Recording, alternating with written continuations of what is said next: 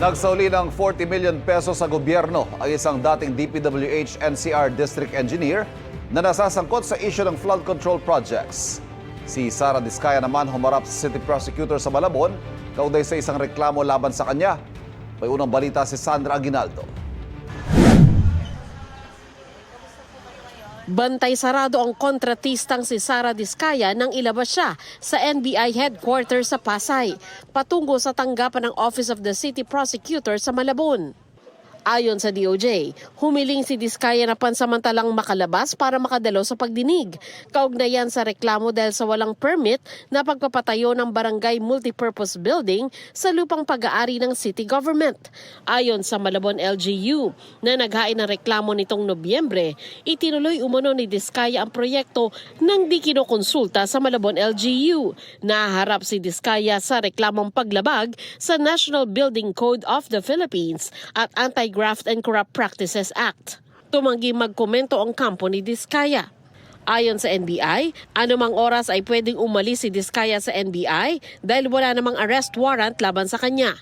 Noong December 9, kusang nagpunta si Diskaya sa NBI matapos i-anunsyo ni Pangulong Bongbong Marcos na magkakaroon ng warrant laban sa kanya dahil sa kinakaharap ng mga kaso kaugnay sa ghost flood control projects sa Davao Occidental. Ang DOJ sinagot ang issue sa paggamit ng resources ng gobyerno sa pag-escort kay Diskaya.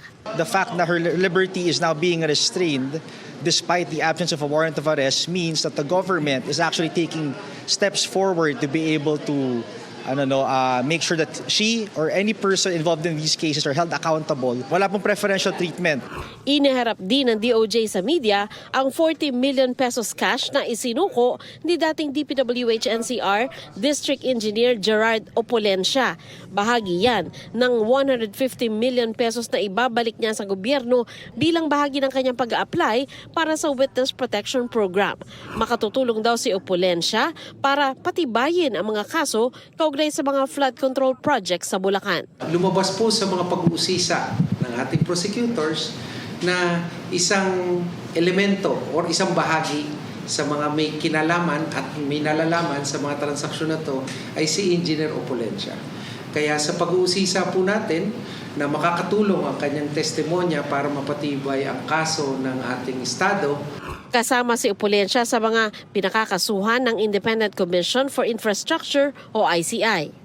Batay sa testimonya ni dating DPWH Undersecretary Roberto Bernardo, si Opolencia ang naghanda ng listahan ng mga proyektong pwedeng i-alok sa ilang senador. Taga-kolekta rin umano siya ng kickback.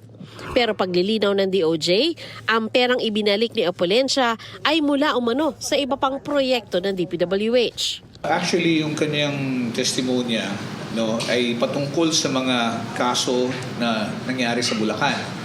Pero yung pagsasauli ng pera ay base doon sa mga transaksyon na iba na kinasangkutan niya nung siya ay nasa NCR pa. At yun ang pinagbasihan ng pagsasauli. May provisional admission din si Opolencia sa WPP gaya ni Bernardo at ni dating DPWH District Engineer Henry Alcantara na nauna nang nagsauli ng 110 million pesos sa gobyerno. Ito ang unang balita. Sandra Aguinaldo para sa GMA Integrated News.